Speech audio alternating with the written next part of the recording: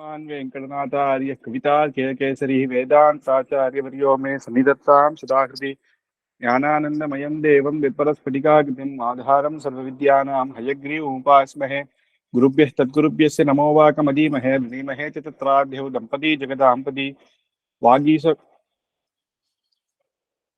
श्रीविष्णुचित्तकुलनन्दनकल्पवल्लीं श्रीरङ्गराजहरिचन्दनयोगदृश्यां साक्षात् क्षमां करुणया कमलामिवान्यां गोदामरण्यशरणं प्रपत्ये. ஆண்டாளுடைய திருக்கல்யாண வைபவங்கள் அப்படின்னு போன ஸ்லோகத்துல 22வது ஸ்லோகம் வரைக்கும் பார்த்தோம். அதுல சூடி கொடுத்த மாலையினுடைய பெருமை, பகவான் எப்பேற்பட்டவன், அவன் தன்னுடைய சிரசிலேயே அதை ஏத்துக்கிறான் அப்படின்னா அந்த பெருமை எவ்வளவு, ஆண்டாள் மாலைக்கு எவ்வளவு பெருமை அப்படின்றதும் அந்த கல்யாணங்கள் சின்ன சின்ன இதுவாக எடுத்து நம்ம பார்த்துட்டு வந்தோம்.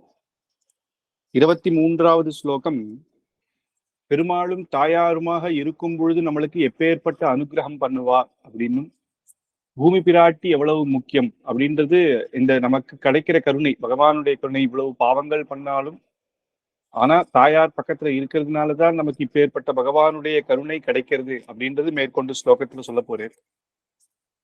அதுல முக்கியமாக 23வது ஸ்லோகத்துல பெருமாளும் பிராட்டியுமாக இருக்கும் பொழுது எப்பேற்பட்ட நமக்கு பலன்கள் கிடைக்கும் அப்படின்னா, அப்ப நம்ம உதாரணம் கொடுக்க இல்லையா, அப்ப அனாதி காலத்துல இருந்து, அந்த காலத்துல இருந்து முதல்ல எடுத்து சொல்றேன். முதல்ல பகவான் சிருஷ்டிச்சது பிரம்மா. பிரம்மா சுவயம்புவ மனுவை முதல்ல சிருஷ்டிக்கிறார். அவரை வைத்து இந்த பூலோகத்தை நிர்மாணம் பண்ணி பூலோகத்துக்கு ராஜ்யம் பரிபாலனம் பண்ணணும் அப்படின்றது பிரம்மாவனுடைய ஆக்ஞை. அதை மேற்கொண்டுதான் அவர் பூமியின் பார்க்கும் பொழுதுதான் அது சமுத்திரத்துல இருந்து அப்புறம் பிரம்மா கிட்ட சொல்ல, பிரம்மா வேண்ட வராகாவதாரம் எடுத்து பகவான் பூமி காப்பாத்து ரட்சிக்கிறார் பூமி பிராட்டி. அப்போல இருந்துதான் அதுக்கு மேற்கொண்டு மனு அந்த பூமியிலிருந்து இருக்கிற பல சிருஷ்டிகளை பண்ணார். அப்பேற்பட்ட அந்த பூமிக்கே, ஏன்னா ஒரு சின்ன பதவி அப்படின்னு எடுத்துன்னா நம்ம நினைக்கிறோம் இல்லையா, சின்ன பதவி கிடைச்சவனே ஒரு கம்பெனியில நம்ம அதை பெருமையா நினைக்கிறோம், அதுவும் ஒரு பதவி தான். அதுக்கு மேல ஒரு பதவி அப்படின்னு பார்த்தா அந்த ஸ்டேட்டுக்கே சிஎம்மா இருக்கிறதுன்னு வச்சுக்கலாம். அப்புறம் ஒரு நாட்டுக்கே பிரதமராக இருக்கா, அதுவும் பொறுத்து மற்ற நாடுகள்லாம் இருக்கு, எல்லாத்துக்கும் சேர்த்து அப்படின்னா அதுக்கும்லாம் சேர்த்து பூமி, அந்த பூமிக்கே அதிபதி அப்படின்னு மனுன்னா அது எப்பேற்பட்ட ஒரு பதவி. அதுவும் மனுவிலேயே அதிகமாக முதல் ஸ்வயம்புவ மனுவாக இருக்கு. இப்ப நம்ம சொல்றோம் இல்லையா, வைவஸ்வத மன்வந்தரே பிரதியே அப்படின்னு, இப்ப இருக்கிறது வைவஸ்வத மனு. அவ முதல்ல அந்த பதவியில இருந்தது ஸ்வயம்புவ மனு. அவருக்கு அப்பேற்பட்ட அனுகிரகம் கிடைச்சது எப்போ அப்படின்னா, வராக அவதாரம் எடுக்கும் பொழுது ஸ்ரீதேவி பூமாதேவியோட சேர்த்தி அந்த பெருமாளை அவர் சேவிக்கிறார். அந்த பெருமாளுக்கிட்ட அவர் இருக்கார். அதனாலதான் அப்பேற்பட்ட அனுகிரகம், அந்த பதவி கிடைச்சது அப்படின்னு சொல்றேன். அச்சம் சமச்ச நியமை நியம பிரசூனைஹி நாதம் துவயா கமலயா ச சமேயிவாம்சம் மாதஸ்சிரன் நிரவசன் நிஜமாதிராஜ்யம் மான்யா மனு பிரபிருத்தையோபி மஹீக்ஷிதஸ்தே அப்படின்னு, அர்ச்சம் சமர்ச்ச நியமை நிகம பிரசூனைஹி அப்படின்னு அர்ச்சம், அந்த பெருமாளை அர்ச்சனை பண்ணேர் மனு. எப்படின்னா நியமை நிகம அப்படிங்கும் பொழுது நல்ல நியமத்தோட வேதத்துல சொன்னபடியே, பிரசூனைஹி அப்படின்னு வேத மந்திரத்தினாலேயே மந்திர புஷ்பங்கள் பண்ணி வேத மந்திரத்தினாலேயே அவர் பெருமாளை அர்ச்சனை பண்ணேர்.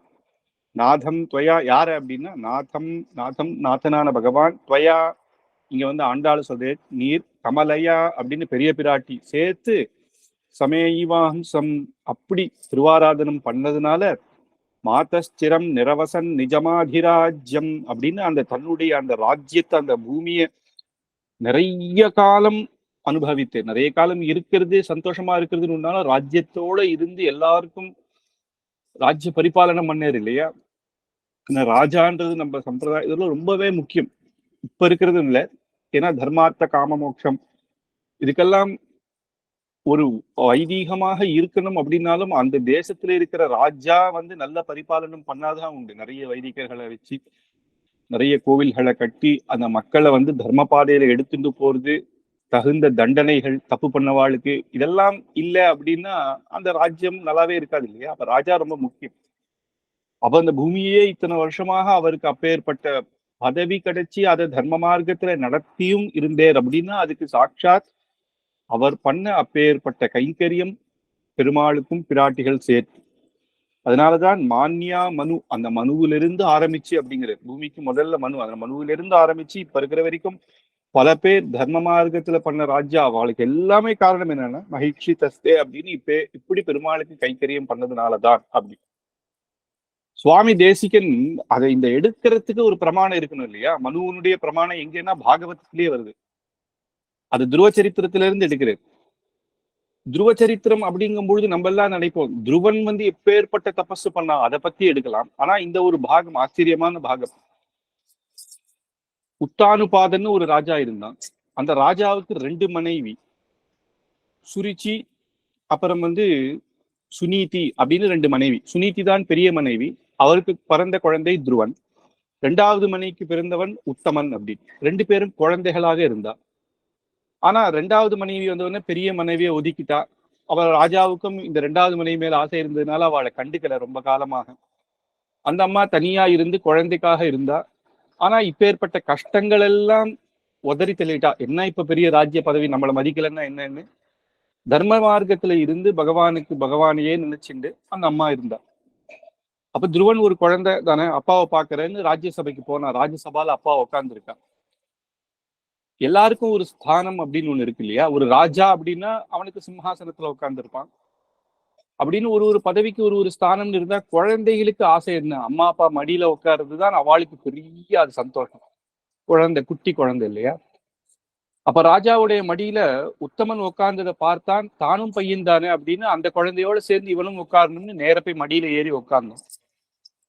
அப்ப அந்த உத்தமனுடைய அம்மா சுரிச்சி கீழே இறக்கிட்டா. இறங்குடா அப்படின்னு கீழே தள்ளிட்டா.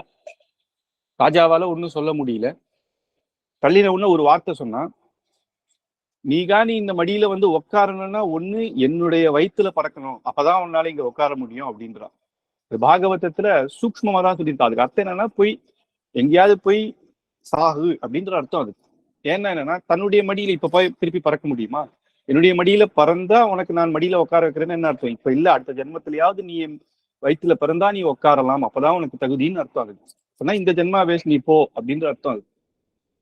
அந்த குழந்தை அந்த குழந்தைக்கு புரியல, அழுதுட்டு அம்மா கிட்ட அம்மா இந்த மாதிரி அப்பா மடியில உட்காரக்கூடாதுன்றான்னு ஒரு குழந்தை பெரியவனா இருந்தா கூட நம்ம சமாதானம் பண்ணலாம். ஒரு அம்மா ஒரு குட்டி குழந்தைக்கு எப்படி சமாதானம் பண்ண முடியும்? அப்ப அந்த குழந்தைய பார்த்து சொல்ற அம்மா சமாதானம் பண்றதுக்காக, கவலைப்படாதரா, நீ ஒரு ஸ்தானத்துக்கு ஆசைப்பட்ட, அப்பாவுடைய மடியில உட்காரணும்ன்றது அது ஒன்றும் தப்பு இல்லை. நீ ஆசைப்பட்டது கரெக்டு தான். ஆனா இந்த லோகத்துல பல ஸ்தானங்கள் இருக்கு. இந்திர பதவி, பிரம்ம பதவி அப்படின்னு பல ஸ்தானங்கள் இருக்கு. அதுவும் நிரந்தரமான ஸ்தானம்னா பகவத் கைங்கரியம் பண்றதுக்கு பல விஷயம் இருக்கு. இது ஒரு தாத்காலிகமானதுதான். ஆனா ஸ்தானத்துல இருக்கணும், அந்த ஸ்தானத்துல கிடைக்கிறது மட்டும் முக்கியம் இல்ல, ரொம்ப காலம் அந்த ஸ்தானத்துல இருக்கணும் அப்படின்னா சாட்சாத் பகவான் ஸ்ரீமன் நாராயணனையே தான் நீ நினைச்சுட்டு அவருடைய அனுகிரகத்தை பெறணும் அப்படின்னு சொல்லும் பொழுது குழந்தைகளுக்கு உதாரணம் கொடுக்கணும் இல்லையா? அப்ப இந்த உதாரணத்தை கொடுக்கிறார். உத்தானுபாதன் அப்படின்ற இந்த ராஜா யாரோ கிடையாது, மனுவனுடைய புத்திரன் தான் அவன். அப்ப சொல்றா, உங்க தாத்தா மனு இருக்கேரே அப்படின்னு இந்த ராஜாவுடைய வம்சத்தை. ஏன்னா நம்ம எவ்வளவு முக்கியம்னு பார்க்கணும். நம்ம குழந்தைகளுக்கு பெருமாள் கதையோட நம்மளோட பெரியோர்கள், நம்மளுடைய ஆத்திலேயே நம்ம பெரியோர்கள்லாம் எப்படி இருந்தா அதெல்லாம் சொல்லி கொடுக்கணும் குழந்தையிலேயே. அப்ப சொல்றான், உம்முடைய தாத்தா எப்பேற்பட்டவர் தெரியுமா? அந்த வராகர் ஸ்ரீதேவி பூமாதேவியினோட பெருமாளை சேர்ந்து அவர் ஆராதனம் பண்ணதுனாலதான் இந்த பூமியை பல காலங்கள் ஆண்டேர். இந்த பூமியையே ஆண்டேர். இந்த உத்தானுபாதன் பூர்த்தி பூமி கிடையாது, அவனுக்கு ஒரு பகுதி தான். உங்க அப்பாவோட உங்க தாத்தா அப்பேற்பட்டவர். சரி, உங்க தாத்தாவுக்கு ஒருத்தர் இருக்காரு அப்பா, யார் தெரியுமா? சாட்சாத் பிரம்மா. அவர்தான் இந்த சிருஷ்டிக்கே காரணம். அவருக்கு முதல்ல உபதேசம் பண்ணதே சாட்சாத் பகவான் ஸ்ரீமன் நாராயணன் தான். அந்த பிரம்ம பதவி அவருக்கு கிடைச்சதுக்கு காரணம் என்னன்னா பகவானுடைய அனுகிரகம் தான். அந்த பகவானுடைய அனுகிரகத்தினால்தான் உங்க தாத்தா இத்தனை சிருஷ்டிகள் பண்ண. அதனால நீ எதுவும் கவலைப்படாத. இந்த ஸ்தானம் அப்படின்றதுன்னா வசதியோ இல்லையோ இல்ல, இந்த ஒரு ஸ்தானமே கிடைக்கணும்னா சாட்சாத் பகவான் வேணும், நீ தபஸ் பண்ணு அப்படின்றான். நான் காட்டுக்கு போய் தபஸ் பண்றேன்னு. சரி போ அப்படின்றான். ஒரு குழந்தை தானே, காட்டுக்கு அதெல்லாம் வேணாண்டா அப்படின்னு சொல்லலாம் அந்த அம்மா. அப்ப அவ மேற்கொண்டு ஓடி போறார். அப்ப யாரு தபசு பண்ணணும்? 5 வயசு குழந்தைக்கு என்ன எப்படி தபசு? நமக்கே இப்ப போய் தபஸ் பண்ணா நமக்கு எப்படி பண்ணணும்னு என்னன்னு தெரியுமா? எந்த மந்திரத்தை சொல்லணும்னு தெரியுமா? அதுக்கு நியமனம் என்னன்னு தெரியுமா? தெரியாது. அப்படிங்கும் பொழுது சாட்சாத் பகவானே நாரதர் அனுப்புறார். நாரதர் அத்தனை எல்லா லோகத்திலையும் போய் பகவன் நாம கீர்த்தனையை பண்றார். அவரே வந்து துருவன் கிட்ட, துருவா என்ன ஆகுதுன்னா நான் காட்டுக்கு போறேன். அதெல்லாம் வேணாண்டா, உங்க அப்பா மடியில தானே உட்காரணும், நானே உங்க அப்பாவுக்கு ஃப்ரெண்டு தான், நான் கூட்டு போய் உட்கார வைக்கிறேன். இல்ல இல்ல, அம்மா சொல்லிட்டா, இதை விட நிரந்தரமாக கிடைக்கணும்னா எனக்கு பகவத் அனுகிரகம் தான் வேணுமா, நான் தபஸ் தான் பண்ண போறேன். ஏன்னா அங்க பரீட்சை பண்றாரு, எப்படி சிஷ்யன் எப்படி இருப்பான், காட்டுக்கு போய் ஓடி வந்து பயந்து ஓடி வந்துட்டான்னு. அதனால அந்த குழந்தையினுடைய அந்த இதை பார்த்து ரொம்ப சந்தோஷப்பட்டு சரிங்க அந்த மந்திரோபதேசம் பண்ணி மேற்கொண்டு தபஸ் பண்றேன். ஆச்சரியமான தபஸ். அது எல்லாத்த காட்டிலும் என்ன அப்படின்னா, நாரதர் துருவனுக்கு குரு தானே. இந்த கதையெல்லாம் நாரதர் வந்து துருவ சரித்திரத்துக்கு அப்புறம் எந்த லோகத்துக்கு போனாலும் என்ன சொன்னாருன்னா, அப்பேற்பட்ட குழந்தை துருவனுக்கே பகவான் வந்து பிரத்யட்சமாய் அனுகிரகம் பண்ணேர் அப்படின்னு துருவனுடைய கதையை சொல்ல ஆரம்பிச்சார். முன்னாடி எங்க வந்தாலும் பகவன் நாமத்தை சொன்னவர் துருவனுடைய சரித்திரத்துக்கு அப்புறம் துருவனை பத்தி சொல்லி அவர் சொல்றாரு, துருவன் அப்படி தபசு பண்ணான்னா காரணம் யார் அப்படின்னா, தான் தானே சுயமான ஆச்சாரியன் மந்திரோபதேசம் பண்ணவர், நான்னு சொல்லிக்கல. அந்த துருவனுக்கு யாருன்னா அவ அம்மான்னு சொல்றாரு. அவ அம்மா தான் முதல் குரு. அதனாலதான் மாதா பிதா குரு தெய்வம் அப்படின்னு சொல்றோம் இல்லையா. மாத்ரு தேவோ பவா, பித்ரு தேவோ பவா, அப்புறம் ஆச்சாரிய தேவோ பவா, அதிதி தேவோ பவான்னு சொல்ற போது குழந்தைகளுக்கு அந்த ஆச்சாரிய பக்தி வரணும்னாலும் சின்ன வயசுல இருந்து ஆத்துல அப்பா அம்மா வளர்க்கிற விதம், குழந்தைகளுக்கு கதை சொல்றது அது எவ்வளவு முக்கியம்னு பாரு. அதனால அவாதான் அம்மாதான் முதல் ஆச்சாரியன். அதனால நாரதர் எங்க போனாலும் தான் ஆச்சாரியன்னு சொல்லிக்கல. எங்க போனாலும் அந்த துருவனுடைய பெருமையை சொல்ல செல்லாம் தன்னுடைய அம்மாவை பத்தி சொல்றேன். அப்படி அந்த ஸ்தானம் தான் பகவான் தான் ஸ்மரிக்கணும் அப்படின்னு சொல்லி ஒவ்வொரு இடத்துலயும் அனுப்பிச்சா அப்படின்னு. அதனாலதான் எல்லாம் அந்த குழந்தையில இருந்தே தன்னுடைய சம்பிரதாயத்தில் நம்ம ஆத்துல இருக்க பெரியோர்களுடைய பெருமையும் சொல்லி குழந்தைகளுடைய கதைகளும் சொல்லி வளர்க்கணும். அதே மாதிரிதான் பிரஹ்லாதனுடைய சரித்திரமும். பிரஹ்லாதன் வந்து இந்திரன் பிரஹ்லாதனுடைய மனைவி பிரஹ்லாதனுடைய அம்மா ஹிரண்யகசிபுனுடைய மனைவி அவளை கொல்ல வரான். ஏன்னா தான் கர்ப்பமாக இருக்கான்னு தெரிஞ்சிடுது. ஹிரண்யகசிபு வந்து தபஸ் பண்ண போயிட்டான். 10,000 வருஷம் சிவபெருமானா தபஸ் பண்ணியிருந்தார். அப்ப என்னன்னா இவளை கொண்டுட்டா என்ன அப்படின்னா, இவனே இப்படி இருக்கானே, நாளைக்கு இவனுக்கு ஒரு பையன் பிறந்தா அவன் இன்னும் நம்மள வந்து இது பண்ணுவான் அப்படின்னு. அப்ப நாரதர் தான் வந்து தடுத்தார். கயாத்துன்னு பேர் அவன் அம்மாக்கு. நாரதர் வந்து தடுத்தார். அப்படி நினைக்காதடா, ஹிரண்யகசிபுவுடைய புத்திரனாகவே இருந்தாலும் இந்த அம்மா எப்பேற்பட்ட பக்தி தெரியுமா, தபஸ்வி அப்படிங்கிறார். ஏன்னா காட்டுல போய் தபஸ் பண்ணாதான்னு கிடையாது, அங்க அப்பேற்பட்ட ஹிரண்யகசிபுக்கு மனைவியாக இருந்தாலுமே தான் பெருமாளோட இருந்து பெருமாளுக்கே கைங்கரியம் பண்ணிட்டு தன்னுடைய விரதங்கள் எல்லாம் விடாம என்ன சொன்னாலும் பரவாயில்லன்னு பண்ணியிருந்தா இல்லையா. பரம பாகவதாளுடைய குழந்தைடா, அவனுக்கு இந்த அம்மா உன்னுடைய இதுதான் வரும். ஏன்னா அந்த கர்ப்பவாசத்திலேயே இருக்கும் பொழுதே அத்தனை பெருமாள் கைங்கரியம் பண்றா இல்லையா. அதனால இவன் தாண்டா உங்களெல்லாம் காப்பாத்த போறான். நீ பண்றது எவ்வளவு பெரிய பாவம் தெரியுமா, நீ இப்பதான் நீ இந்த அம்மாவை கொண்டுட்டேன்னா உங்களை இனிமேல் காப்பாற்றவே முடியாது ஹிரண்யகசிபு கிட்டே இருந்து. ஹிரண்யகசிபுவும் கடைசி காலத்துல அவன் நினைக்கிறான், நம்ம தானே வரன் கேட்டோம், இப்படி சாகக்கூடாது அப்படி சாகக்கூடாதுன்னு. ஒருவேளை என்னுடைய வரன் எல்லாம் என் பையனுக்கு போயிடுத்தோ, அவனை என்னென்னவோ பண்ணி பாக்குறான், யானையை வச்சு மெரிக்க பாக்குறான், விஷத்தை கொடுக்க பாக்குறான். அப்ப எவ்வளவு பண்ணாலும் அவனுக்கு வரலையே, என்னுடைய வரன் தான் அங்க போயிட்டு தர்றான். பிரஹ்லாதன் சொல்றான், அப்பா உன்னுடைய தபஸ் பலம் எனக்கு வரல, அம்மாவினுடைய தப்போபலம் தான் எனக்கு வந்ததுன்றான். ஏன்னா அம்மா அந்த இந்த குழந்தைய கர்ப்பவாசத்துல இருக்கும் போதே கயாத்து நாரதர்கிட்ட அவ்வளவு பகவத் விஷயங்கள் கேட்டேன். அதனால அந்த குழந்தை வந்து அப்படி பிறக்கும் பொழுதே அப்படி பாகவதத்தை நான், அதனால அம்மாவினுடைய இது அப்படி இருக்கா இல்லையா. அதனால இவாளுக்கு எல்லாம் அந்த அம்மாவும் என்னன்னா பெருமாள் தாயார் அப்படி அந்த அதனுடைய தர்மம், அவளுடைய தர்மம். அவ பர்த்தா எப்படி இருந்தா இருந்துட்டு போட்டோம், நமக்கு தர்மம் தெரிஞ்சிருக்கு இல்லையா, நம்ம பெரியோர்கள் நமக்கு சொல்லி கொடுத்துருக்கா இல்லையா அப்படின்னு பகவான் அவ வந்து இது பண்ணியிருந்தா. அதனாலதான் நாதம் துவயா கமலையாச்ச சமேயி மாம்சம், தாயார் ஆண்டாள் கமலையா அப்படின்னு சொல்லும் போது பெரிய பிராட்டி நாதன் ஆனா பகவான் 3 பேரையும் சேர்த்து அந்த மனு ஆராதித்ததுனால மனுவிலிருந்து இருக்கிற அத்தனை ராஜ்யாக்களும் தர்ம பரிபாலனம் பண்ணார், அத்தனை பேரும் பெருமாளுக்கு திருவாராதனம் பண்ணதுனாலதான் அப்படின்னு சொல்லி அதனாலதான் அவளுக்கு அப்பேற்பட்ட ஸ்தானம் கிடைச்சது. அந்த ஸ்தானம் நிரந்தரமாகவும் இருந்தது காரணம். இக்ஷ்வாக்கு குலம் அப்படின்னு சொல்லா, ரகுகுலம் அப்படின்னு சொன்னா அவளுக்கு யார்? ரங்கநாதன் தானே. அந்த பெருமாளுக்கு கைங்கரியம் பண்ணதுனால தானே. அப்படி சந்திரவம்சத்துல எடுத்தா அவளுக்கு பெருமாள். அந்தந்த ராஜாக்களுக்கு அவளுடைய குல தெய்வம் அப்படின்ற அந்த பகவான் இருந்ததில்ல. அப்படி இந்த பெருமாளை காட்டிலும் இங்க தாயாருடைய விசேஷத்தை எடுத்து சொல்றேன். தாயாரோட சேர்ந்து இருக்கும் பொழுது அப்படின்னு சொல்லும் பொழுது, அதே மாதிரி புருஷகாரம் இதுக்கு அடுத்த ஸ்லோகத்துல சொல்றாரு. ஆத்ராபராதினி ஜனே அபிரக்ஷணார்த்தம் ரங்கே ஸ்வரஸ்ய ரமயா விநிவேத்யமானே பார்ஷ்வே பரத்ர பவதி யதி தத்ர நாசி பிராயேண தேவி வதனம் பரிவர்த்திதம் சியாத். சுவாமி தேசிகன் ஆச்சரியமா சொல்றாரு, ஆர்திராபராதினி நம்மளாம் என்னன்னா அபராதம் பண்றவா. ஆர்திராபராதினா அந்த அபராதம் இன்னும் போக கூட இல்லை. சில பேர் என்ன சொல்றாங்கன்னா 10 வருஷம் முன்னாடி இவன் மோசமா இருந்தாங்க, இப்போ எல்லாத்தையும் விட்டுட்டா இப்ப ரொம்ப நல்லவனா இருக்கான். அப்படி கூட கிடையாதான். பாவம் பண்ணிட்டே இருக்கும், அப்படியே பெருமாள் கிட்ட போறோம். அப்போ கூட அவளை அந்த ஜனங்களை ரட்சணம் பண்றது யார் அப்படின்னா இங்க கோதாதேவி ஆண்டாள் அப்படின்றது. ஏன் அப்படின்னா ரங்கேஸ்வரஸ்ய ரமயா விநிவேத்தியமானே.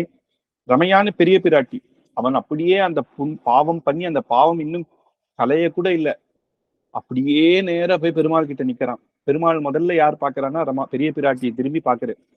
அப்படி திரும்பி பாக்குறாராம். அப்ப தாயார் வந்து கருணையோட சொல்றா, யார் அவன்? நம்ம குழந்தை தானே, தப்பு பண்ண, ஆமா பாவம் பண்ணா, அதனால என்ன, நம்ம வந்து அவனுக்கு கருணையை காட்டணும் அப்படின்றான். தப்பு பண்ணா இப்ப நீர் இன்னும் அவனை போ அப்படின்னு சொல்லிட்டா இன்னும் அதே மாதிரிதான் போயிடுவாங்க, நமக்கு இன்னும் யாரும் கிடையாதுன்னு.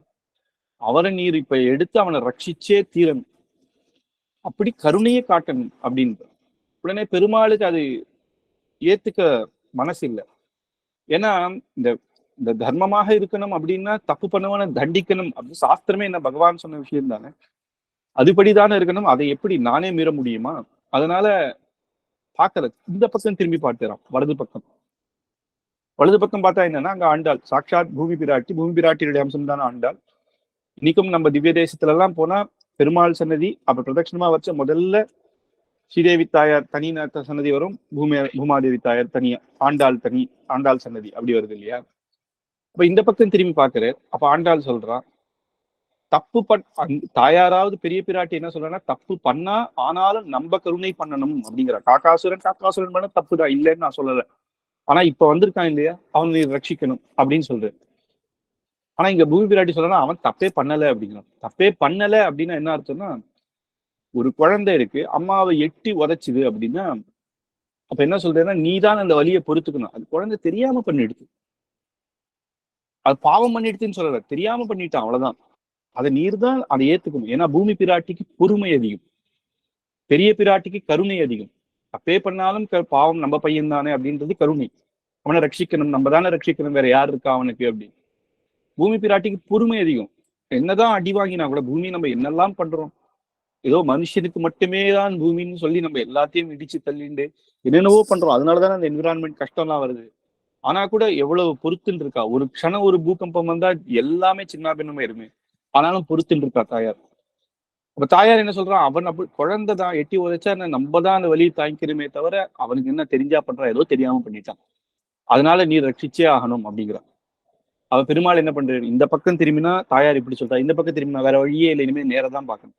நேர பார்த்தா யார் இருக்கா, ஆத்ஹாபராதனம் பண்ண இருக்கான். அவனுக்கு அந்த கருணை கட்டாட்சம் பட்டுடுறது, அவன் சந்தோஷமாக இது பண்றான். அதனால அப்படி சொல்லல சுவாமி தேசிகன். நீங்க சொல்லும்போது எழுத சொல்ற, பார்சியே பரத்ர பவதி எதி தத்ர நாசி. ஒருவேளை இடது பக்கத்துல ஆண்டாள் காணி இல்லைன்னா என்ன ஆயிருக்கும் அப்படின்னா, பிராயேன தேவி வதனம் பரிவர்த்தித்தம் சியார். தாயார் அங்க இல்லைன்னா பெருமாள் இந்த பக்கம் அப்படியே திரும்பிண்டே இருப்பாராம். அவருடைய தேவி வதனம் பரிவர்த்திதம் அந்த பக்கமே இருக்கும், மறுபுறம் இருக்கும். நேர திருப்பி நம்மளுக்கு பார்த்து கட்டாட்சமே பண்ண மாட்டாரு. ஏன்னா ஒரு பக்கம் பார்த்து பிராட்டி என்ன சொல்லிட்டா, நீ கருணை பண்ணிதான் ஆகணும்னா இந்த பக்கம் திரும்புறாரு. இந்த பக்கம் யாருமே இல்லைன்னா அவர் என்ன பண்றாரு, திருப்பி எதிர பார்க்கவே மாட்டாரு, அவனை பார்க்காமே அனுப்பிச்சிருவாரு. அப்ப எந்த கோவில்ல போனாலும் இப்ப வராகன் பார்த்தா ஒரு பக்கமா திரும்பிட்டு இருப்பார். ஆனா திரும்பும் போது என்னன்னா இந்த பக்கம் தாயார் பார்த்து திரும்பிட்டு இருப்பார்.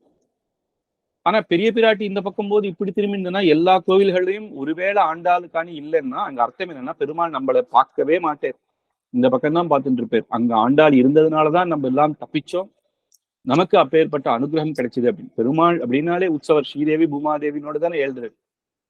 அப்படி அவ ஒருத்தர் இல்லைன்னா கூட நம்ம பக்கமே பார்க்க மாட்டேன். அதனால்தான் இந்த ஸ்லோகத்தை சொல்றாரு. அப்படி ஆர்திராபராதினின்னு ஒரு ஒரு வளரவே இல்லை, குளிச்சுட்டு வளராம அப்படியே ஓடி வந்தான்னு சொல்றாரு இல்லையா? அப்பேற்பட்ட பாவத்தோடையே வந்தவனுக்கு எபிரட்சணார்த்தம், அவனுடைய ரட்சணத்துக்காக இருக்கா. ரங்கேஸ்வரஸ்ய ரமையா வினிவேத்தியமானே அப்படின்னு பெரிய பிராட்டின கருணையை காட்டுறான். ஒருவேளை கருணை அது வந்து ஸ்தானம். இந்த பக்கம் திரும்பும்போது பார்ஸ்வே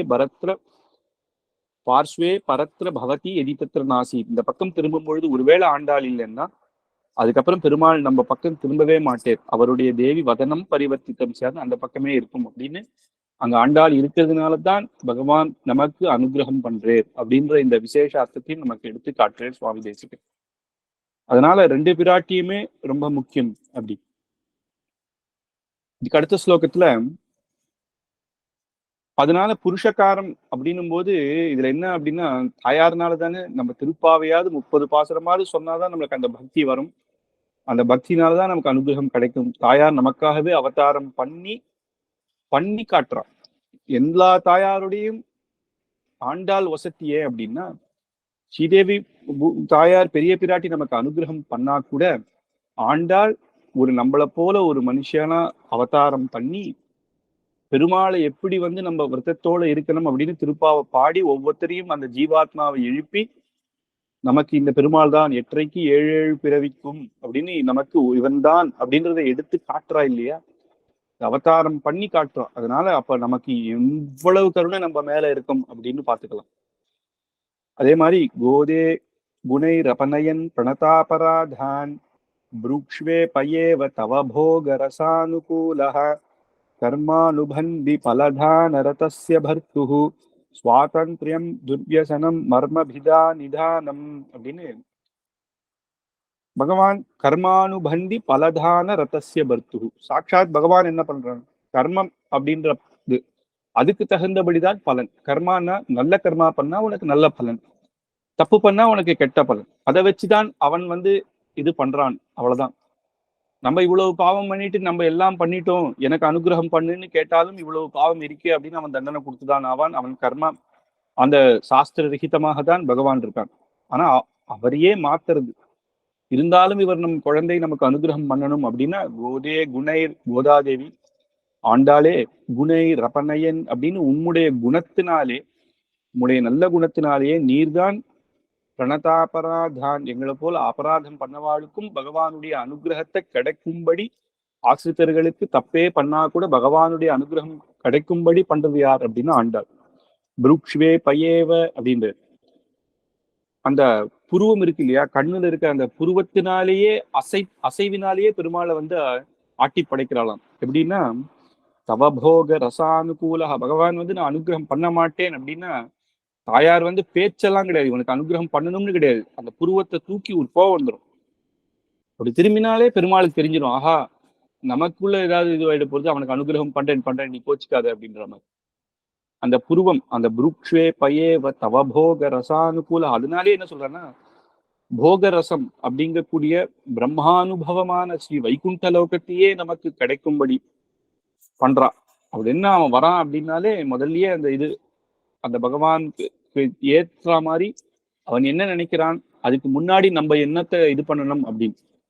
கர்மானுபந்தி பலதா நரதஸ்ய பர்த்துஹு அப்படின்னு சுவாதந்திரியம் மத்திய விதா நிதானம்னு பகவானுக்கு இருக்கிற சுவாதந்திரியம் என்ன? அவன் நினைச்சா என்ன வேணா பண்ணலாம். அவன் பாவம் பண்ணிட்டான் அப்படின்னு நினைக்கும் போது அவனுக்கு தண்டனையை கொடுக்கறது அப்படின்றது அவனுடைய சுவாதந்திரியமாக இருந்தா கூட அதனுடைய மர்மத்தை வந்து உடைக்கிறாளாம் தாயார். அது இல்ல, அதுக்கு மேலையும் அவன் பண்ணிட்டு நீர்தான் பொறுத்து போய் அவளுக்கு அனுகிரகம் பண்ணணும் அப்படின்றத எடுத்து சொல்றான். அவனுடைய அந்த தண்டனை அப்படின்றது இல்லாதையே பண்ணிடுறா அப்படின்றதும் ஆண்டாளினுடைய நமக்கு காட்டின அப்பேற்பட்ட அனுகிரகம், அந்த பெருமை அப்படி. அதனாலதான் நம்ம வந்து ரொம்ப இதுல வந்து ரொம்ப முக்கியம் என்னன்னா அனுகிரகம், அந்த அனுகிரகத்தை பெறணும், ஆண்டாளுடைய அனுகிரகம். புருக்ஷ்வேப்ப ஏவன்னு சொல்லும் பொழுது பெரிய பிராட்டிக்கே சொன்னார், பகவான் வந்து புது புது சிருஷ்டிகள் பண்ணும் பொழுதும் பகவான் சிருஷ்டி பண்றதுக்கு முன்னாடியும் என்னன்னா தாயாருடைய புருவத்தை பார்த்தே நினைச்சிடுறா, ஆஹா இதுதான் தாயார் கேட்கறா, இது நம்ம சீக்கிரம் பண்ணிடணும் அப்படின்றது அவர் புரிஞ்சுக்கிறார். அதே போலதான் ஒவ்வொரு ஸ்தானத்துக்கும் ஒரு விளையாட்டாக பண்றா அப்படின்றது ஸ்ரீஸ்தியில பார்த்தோம் இல்லையா? எப்படி வந்து பெருமாள் தாயார் வந்து சொல்றாரு, இது வந்து பிரம்ம பதவி, இது வந்து இந்திர பதவி, இதெல்லாம் பண்ணணுங்கும் பொழுதே தாயாருடைய புருவத்தை பார்த்து, ஆஹா இவனுக்கு இந்திர பதவி, இவனுக்கு பிரம்ம பதவி கொடுக்கணும் அப்படின்னு. ஒருவேளை அங்க தாயார் இல்லைன்னா என்ன ஆகும்னா, எல்லாரும் பாவம் பண்ணிட்டு நிக்கிறான், யாரை நான் போட்டு பிரம்ம பதவி கொடுக்க போறது, யாருக்கு நான் இந்த இந்திர பதவி நான் கொடுக்கறது, எவனுக்குமே தகுதி இல்லையே அப்படின்னு பகவான் நினைச்சிருப்பாரு. ஆனா பக்கத்துல இருந்து பரவாயில்ல, இதுலயும் பரவாயில்ல, இவன் வசதியா பண்ணியிருக்கான் பார் அப்படின்னு ஒவ்வொரு அந்த புருவத்துல அப்படி காட்டுற அந்த ஒவ்வொரு விதத்தை வச்சு பகவான் புரிஞ்சுட்டு அவாவாளுக்கு அந்த பதவியை கொடுக்கிறான் அப்படின்னு. அதனாலதான் தாயாரனுடைய அனுகிரகத்தினால்தான் அத்தனை பேருக்கும் அப்பேற்பட்ட பதவி கிடைக்கிறது அப்படின்றதும், நமக்கெல்லாம் அனுகிரகம் பண்ணி இப்பேற்பட்ட பாவங்கள் பண்ணாலும் ஆண்டாள் அப்படின்ற அந்த பெரிய பிராட்டியினுடைய அதுக்கும் மேலாக ஆண்டாளுடைய அனுகிரகம் இன்னும் அதிகமாக இருக்கு அப்படிங்கிறார். அதுதான் இந்த ஸ்லோகத்துல 26வது ஸ்லோகத்துல இன்னும் ஆச்சரியமா சொல்றார். ரங்கே தட்டித் குணவதோ ரமயைவ கோதே கிருஷ்ணாம் புதஸ்ய கடிதா கிருபயா சுபிருஷ்டியா தௌர்கத்யதுர்விஷ விநாச சுதா நதி துவாம் சந்த பிரபத்திய சமயச்சிரேண தாபான் அப்படின்னு. ரொம்ப வெயில், ஒரு பெரிய டெசர்ட்ல ஒருத்தன் போயிட்டான்னு வச்சுக்கோங்களேன், அவனுக்கு வந்து ரொம்ப தாகமாக இருக்கு, நடந்து நடந்து பாக்குறான், எங்கேயும் எதுவுமே இல்லை. கொஞ்சம் கொஞ்சமா ராத்திரி ஆறா மாதிரி இருக்கு. அப்ப திடீர்னு ஒரு மின்னல் மின்றது. மின்னல் மின்னினவுன்னா அவனுக்கு ஒரு பெரிய ஹோப் அப்படின்னு சொல்லுவா இல்லையா, அவனுக்கு ஒரு ஆஹா இன்னைக்கு எப்படியாவது மழை பெய்ய போகும்பா, இன்னைக்கு ஜலம் வந்துடும், நான் எப்படியும் பிராணம் போற அளவுக்கு இருக்கு, ஏதோ ஒண்ணு நமக்கு வந்து நல்ல பாசிட்டிவ் சைன் வருது அப்படிங்க. அது ஒரு மின்னல். இன்னும் கொஞ்சம் போக உடனே கருப்பு மேகங்கள் தெரியுது. ஏன்னா வெறும் மேகம் போயிருந்தா கூட தீர்த்தம் வராது. அதுல மழை பெய்யணும் அப்படின்னா கருப்பான மேகம், அதுக்கும் மின்னல் மின்னும் பொழுது மழை பெய்ய போறதுன்னு அர்த்தம். கொஞ்ச நாயில மழையே போயிருது. இன்னும் கொஞ்சம் தூரம் போன பிறகு என்னன்னா பெரிய நதி அவன் கண்ணில் தென்படுறது. இப்போ இதை வந்து ஒவ்வொருத்தருக்கும் ஒவ்வொரு இதுவா சொல்றேன். அந்த மின்னல் யார் அப்படின்னா பெரிய பிராட்டி. பெரிய பிராட்டி இருக்கிறதுனாலதான் நமக்கு ஒரு ஹோப்பே, பகவான் எப்படியாவது இந்த சம்சாரத்திலிருந்து நமக்கு ஒரு ரட்சணை கிடைச்சிடும் அப்படின்னு. மேகமாக யார் இருக்கான்னா பகவான் இருக்கான், அந்த கருப்பு மேகமாக அந்த பெரிய பிராட்டி மின்னல். அதனாலதான் பெருமாள் பிரகாசமாக இருக்கிறதே காரணமே பக்கத்திலேயே தாயார் இருக்கா அப்படின்றதுனால. அந்த பெருமாள் வேதமே சொல்லியிருக்கு, தாயார் வந்து பெரிய பிராட்டி வந்து மின்னல் போலே அப்படின்னு. பெருமாளுக்கே பிரகாசத்தை தரக்கூடியவள். பெருமாள் மேகம் அப்படின்னு என்னன்னா, மேகம் அப்படின்றது வந்து யாரையும் ஏற்றத்தாழ்வு பாராமல் அது மழை பெய்யும். அதுக்கு இதெல்லாம் தெரியாது. அந்த இடத்துல ஜலம் பெய்ஞ்சா அது எல்லாருக்கும் தான் கிடைக்கும். இவனுக்கு மட்டும் மழை, அவனுக்கு மட்டும் மழை இல்லைன்னு கிடையாது இல்லையா. அதனால பகவான் எல்லாருக்கும் அனுகிரகம் பண்றவர். அதனால அவர் மேகமாக சொல்றார். அதுக்கப்புறம் அந்த மழைதான் தாயாரும் பெருமாளுமாக சேர்ந்ததுனால வர கருணை ஒரு மழையாக இருக்கு. இந்த மழைன்றதும் ஒரு தாத்காலிகம் தானே. இன்னைக்கு மழை பெய்யுறதுன்னா அடுத்த வாட்டி நான் எப்ப தீர்த்தம் சாப்பிடுறது, அடுத்த வாட்டி மழை பெஞ்சாதான் அப்படின்னா அப்ப யாராலையும் இருக்க முடியாது. அதுக்கு ஒரு நதி வேணும். இந்த மழையை வாங்கி வச்சு எப்பயுமே நமக்கு கிடைக்கும்படி பண்றதாக இருக்கிறது இந்த நதிகள், டேமு, அதெல்லாம் எல்லாம் சேர்த்துக்கலாம். அதுதான் டேம்ன்றது நம்ம ப்ரிசர்வ் பண்ணி வச்சுக்கிறோம் இல்லையா. மழை காலத்துக்காக வெயிட் பண்ணிலாம் நம்மளால தீர்த்தத்தை சாப்பிட முடியாது இல்லையா. அது யார் அதுன்னா அதான் ஆண்டாள் அப்படின்றது எடுத்து சொல்றேன். அப்ப பெரிய பிராட்டி பெருமாளை காட்டிலும் அதிகமாக கருணை. ஏன்னா என்னைக்குமே எதிர்பார்த்த பக்கத்துல ஒரு நதி இருந்துச்சுன்னா நம்ம தீர்த்தத்துக்கு நம்ம வந்து இனிமேல் கஷ்டப்படவே தேவையில்லாம இருக்கோ, அதுதான் நமக்கு தேக்கி வச்சு பகவானுடைய கருணையை நமக்கு கொடுக்குறா அப்படின்னு. அதை சொல்லும் பொழுது ரங்கே தட்டித் குணவதோ ரமயைவ கோதே அப்படின்னு பெரிய பிராட்டி ரமா அப்படின்னு ரங்கநாதனுடைய பிராட்டியானவள் ஒரு மின்னல் போலே இருக்கா அப்படின்னு. ஆச்சரியமான மின்னலாக இருக்கு. அதுதான் நமக்கு கிடைக்கிற ஒரு ஹோப். பெரிய பிராட்டின்னு இல்லைன்னா நமக்கு வந்து ஒண்ணுமே கிடையாது அப்படின்னு அர்த்தம். பெருமாள் நமக்கு அனுகிரகமே பண்ண மாட்டோம். சாஸ்திரப்படிதான் அப்படின்னா நீ நல்லவனா இருந்தா இல்லைன்னா அனுபவிச்சுதான் ஆகணும்னு. கிருஷ்ணாம்புதஸ்ய கடிதா கிருபயா சுபிருஷ்டியா அப்படின்னு கிருஷ்ணாம்புதஸ்யன்னு சொல்லும் பொழுது கருத்த மேகம், கருத்த மேகத்துலதான் தீர்த்தம் வரும். இல்லைன்னா கிருஷ்ணனே மேகமாக அப்படின்னு வச்சுக்கலாம். கிருஷ்ணன் கடிதா கிருபயா சுபிருஷ்டியா, அந்த பெருமாள் அந்த கண்ணன் அந்த பிராட்டி மின்னல் அவளுடைய சேர்ந்து வருது. அந்த கிருபையா சுருட்டி அந்த கிருப்பையே ஒரு மழையாக நமக்கு வருதாம். அதுல தௌர்கத் எதுர்விஷ விநாச சுதா நதி துவாம் அப்படின்னு வேற கதியே இல்லாம யார் இருப்பானோ, தாகமாக கஷ்டத்துல இனிமேல் இன்னுமே பண்ண முடியாதுன்னு வேற யாருமே நமக்கு ரட்சிக்கிறதுக்கு இல்லையான்னு இருக்கிறவன், அவனுக்கு ஒரு யாருன்னா சுதா நதி துவாம், அவனுக்கு அமிர்த, சுதான்னா அமிர்தம், நதீம் அப்படின்னா நதி, நதி போல ஒரு நீர் கிடைச்சா எப்படி இருக்கும் அப்படின்னா அப்பேற்பட்ட நம்மளுக்கு எல்லாம் ஆண்டாளுடைய திருப்பாவை இருந்தாலே போதும். இந்த திருப்பாவை சொல்லியே நம்ம பெருமாள் அனுகிரகம் கிடைக்கும். அதுக்கு மேல ஆச்சாரியன் நமக்கு பெருமாளே காட்டி கொடுப்பேன். ஆச்சாரியன் மூலமாக நமக்கு மோட்சம் அப்படின்றத இங்க ஆச்சரியமா சொல்லு. சந்த பிரபத்திய சமயத்தெச்சிரேனதா பான் அப்படின்னு இந்த இப்பேற்பட்ட அந்த மேகத்தினால எல்லா தாபங்களும் நமக்கு போகும் அப்படின்னு நதின்னு நினைச்சுன்னா நமக்கு எப்பேற்பட்ட தாகங்களும் போகும் அப்படின்னு.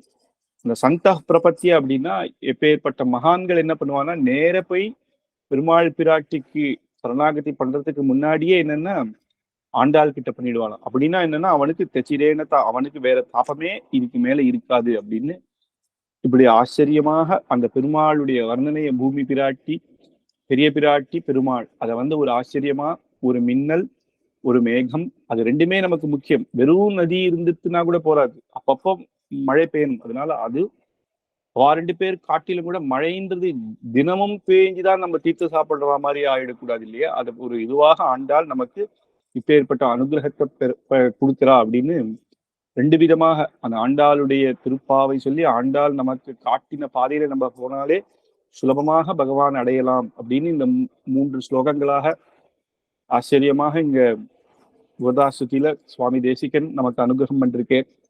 கோதாஸ்துதியினுடைய விசேஷமே என்னன்னா, முன்னாடி ஸ்லோகங்கள்லாம் பார்த்தோம், தாயாரே வாரணமாயிரம்ல கல்யாணங்கள் பத்தி அவருடைய அதெல்லாம் சொல்லியிருந்தா கூட சிலது அதுல விட்டு போனதெல்லாம் விஷயங்கள் சிலது எடுத்து சுவாமி தேசிகன் இங்க ஆச்சரியமாக நமக்கு மங்களாசாசனம் பண்றேன்.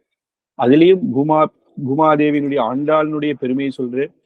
பெரிய பிராட்டி பெருமாளை காட்டிலும் அதிகமாக அனுகிரகம் நமக்கு மேல ஆண்டாள் நமக்கு நம்ம மேல வச்சிருக்கிறதுனாலதான் நமக்கு இப்பேற்பட்ட இந்த ஸ்தானங்கள் கிடைக்கிறதும், அதை ஸ்தானம் கிடைச்சா போறதா அதை பல வருஷமாக தக்க வச்சுக்கிறதும், அதுக்கும் மேல மோட்சமே கிடைக்கிறதுக்கும் நம்மளுடைய அதுக்கு முன்னாடி என்ன மோட்சம் கிடைக்கணும் அப்படின்னா என்ன பாவங்கள் நம்ம பண்ணதெல்லாம் போகணும், புண்ணிய பாப்பங்கள்லாம் போனாதான் நமக்கு மோட்சமே.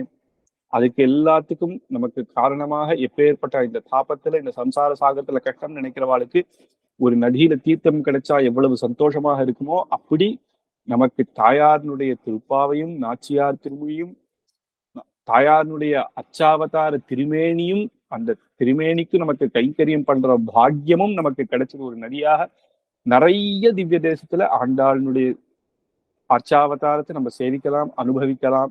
அது மட்டும் இல்ல, இது தாயாரினுடைய திருநக்ஷத்திர 10 நாள் உற்சவம் நடக்கிறது இல்லையா, திருவாடிப்புற உற்சவ சமயம் இது. அது சமயமாக நமக்கு கோதாஸ்துதி அமைஞ்சுது. அடுத்த வாரத்துல தாயாருடைய திருநக்ஷத்திரம் வருது இல்லையா, 10 நாள் உற்சவம் நடக்கும் காஞ்சிபுரத்துல எல்லா திவ்ய தேசத்தையும். முக்கியமா ஸ்ரீவில்லிபுத்தூர்ல ஆச்சரியமான உற்சவம், 10 நாள் தாயாரும் பெருமாளும் ரங்கமன்னாரும் எள்ளி ஆச்சரியமான உற்சவம். அதே மாதிரி அந்தந்த திவ்ய தேசங்கள்ல நடக்கும் அந்த திருவாடிப்புற உற்சவம் அப்படின்றது. அப்புறம் திருவேந்திபுரத்துல அன்னைக்கு தேர் தேவநாதனோட ஆண்டாள், அந்த மாதிரி ஆண்டாள் சேர்த்தி அப்படின்றதே பல திவ்ய தேசங்கள்ல நடக்கும். அப்பேற்பட்ட அந்த உற்சவம், அதனால நமக்கு அந்த கைங்கரியமும் நமக்காக கிடைக்கிறா இல்லையா, ஒரு நதி போல நமக்கு கிடைச்சி நமக்கு கூடயே இருந்து நமக்கு அனுகிரகம் பண்றா அப்படின்றது தெரிஞ்சு அப்பேற்பட்ட ஆண்டாளை வேண்டிப்போம். கவிதார்க்கிக சிம்ஹாய கல்யாண குணசாலினே ஸ்ரீமதே வெங்கடேஷாய வேதாந்த குரவே நமஹா.